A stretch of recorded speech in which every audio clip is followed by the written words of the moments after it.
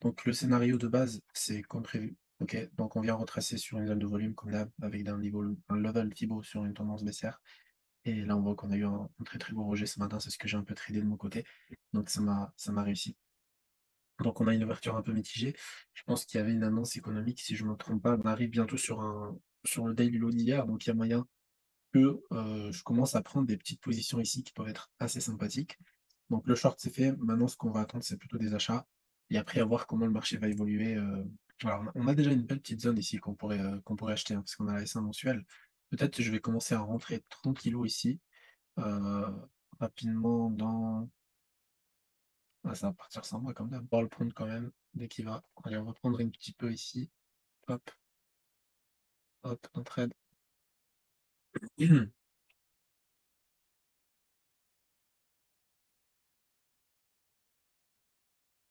Alors, on n'est pas encore repassé sur le plus bas en fait, on peut dire que c'est le plus bas de Londres aujourd'hui, d'accord?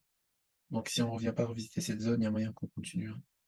Enfin, j'aimerais bien reprendre une autre position, parce que je suis pas tant exposé que ça pour le moment et voir comment le marché va réagir. Allez, j'attends que ça baisse encore un peu avant d'appuyer. OK. Allez, je le prends là. Alors rapidement, je vais voir ce qui se passe. Alors moi, ce que j'aime bien faire les gars, c'est, en ce moment, vu que, en fait, la volat est pas top, OK? Donc, à l'open, en fait, j'aime bien voir ce qui se passe, en fait, réellement sur, les articles. Par exemple, ici, on parle de l'or, rapidement sur un article, OK?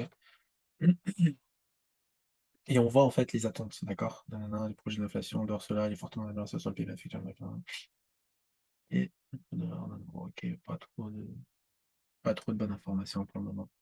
Allez, on va essayer de sortir notre position tout en haut, là, la position de noob. On va essayer de prendre quand même un petit, 500 avec. En tout cas, j'espère que vous avez tous passé un bon petit moment, de trading ce matin. Donc il y avait vraiment des bons signaux à la vente sur les indices américains, donc c'était assez sympa ici à traiter.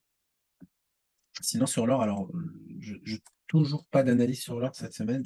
Le momentum, il est grave baissier pour moi, d'accord? Il y a pas de retracement potentiel que je pourrais trader pour le moment. Franchement, c'est un peu compliqué.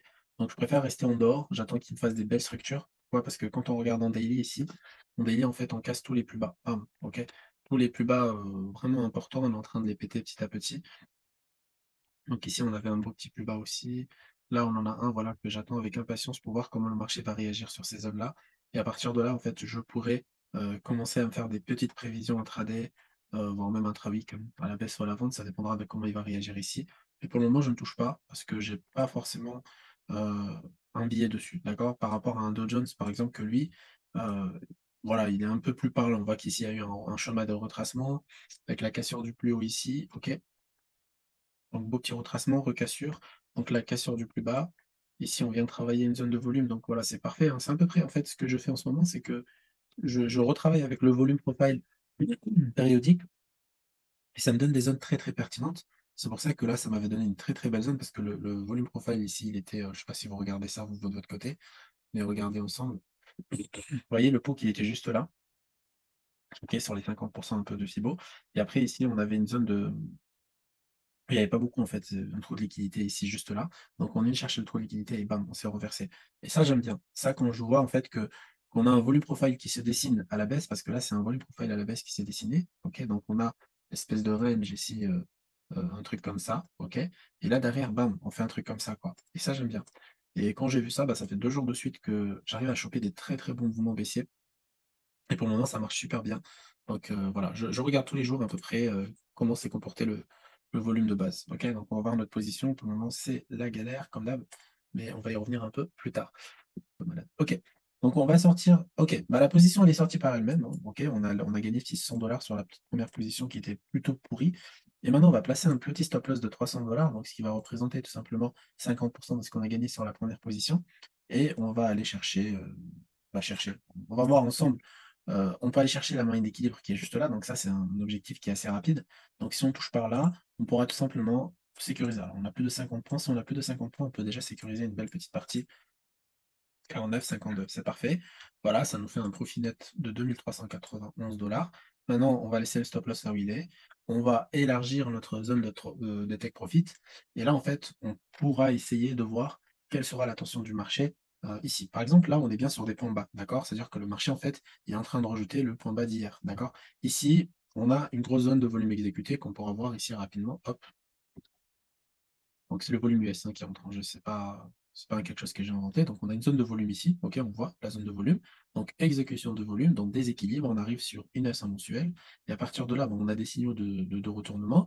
Donc une fois que j'ai pris mon trade, OK, mon trade de volatilité, c'est-à-dire que mon trade qui va tout simplement me payer le risque et me payer la plus une partie de ma journée, je peux me permettre à ce moment-là de faire le visionnaire avec sa boule de cristal et aller chercher donc un plus haut, par exemple le plus haut de la session européenne qui est juste là et me dire: «OK, si ça arrive là, j'aurais fait un super beau trade». Donc rapidement, je recache le volume profile puisqu'on n'a pas besoin d'autant d'informations. Le volume aussi. Alors les zones de volume, très, très important les gars. Les zones de volume, c'est ce qu'on a vu au tout début aussi de la formation, les bons traders. Donc ça, c'est quelque chose de très important. Vous pouvez toujours les surveiller. Vous allez voir que à certains moments, ces zones-là, en fait, bah, dès que vous voyez des pics de volume exécutés, ça des fois, ça peut faire office de support ou de résistance et là, c'est vraiment du concret et surtout quand c'est des dans des extensions de marché, ça peut aussi servir. Donc voilà. Tu peux répéter le volume profile, s'il te plaît? Il y a un cours complet là-dessus sur la formation des bons traders, de comment exactement j'utilise le volume profile, les gars. Donc c'est pas nouveau. Donc voilà, on est à plus de 90 points sur notre position. Donc on va la garder comme ça, juste on va augmenter le stop loss au-dessus de la dernière bougie agressive qui était juste là. J'ai vu, il y a 3 formations, je sais pas quelle formation prendre, la tienne, celle de Rimka ou celle de Jordan. Bah, si tu veux, la mienne, c'est un peu la base de toutes les formations et après celle de Jordan, c'est de l'order flow, c'est basé sur NinjaTrader 8 et celle de Rimka, c'est tout simplement, c'est du scalping intraday, pour savoir rentrer à des moments précis. Mais généralement, c'est qu'ils ont fait la formation Rimka, ils ont fait ma formation avant et donc voilà, ils passent par la base pour bien comprendre, bah, le fonctionnement, on va dire, des actifs, tout ça, bah, même, l'analyse algorithmique, tout ça. Et après, ils se spécialisent ou sur Ninja, sur l'Order Flow, tout ça, ou ils font même les 2, hein. Il y en a plein qui ont les 3 formations, en fait. Mais si tu veux, oui, je ne veux pas me mettre en avant, mais moi, c'est la base, quoi. Alors, huile, je sais pas si, aïe! Voilà. Vous voyez la petite mèche là, 16 heures. Il nous a sorti. Bah, c'est parfait, c'est pas grave. On a quand même 2 800 sur le trade. On a eu une information, alors je sais pas ce qui s'est passé exactement, je vais voir tout de suite avec vous en même temps. OK. Nouvelle offre d'emploi, donc il y a plus d'offres d'emploi que de prévu, 9,6 millions d'offres d'emploi sur le marché, OK? Avec une prévision de 8,8, donc une prévision inférieure au précédent. Donc ça, c'est ça qu'il faut comprendre, en fait. Si on a une prévision inférieure au précédent et si, bah, par exemple, actuel, il était le même que prévision, ça aurait pas eu d'impact. Mais sauf que là, c'est supérieur aux prévisions qui est tout simplement inférieur au précédent, mais que ça reste supérieur au précédent. Donc c'est un peu, voilà, compliqué. Mais ceux qui ont fait la formation fondamentale vont comprendre.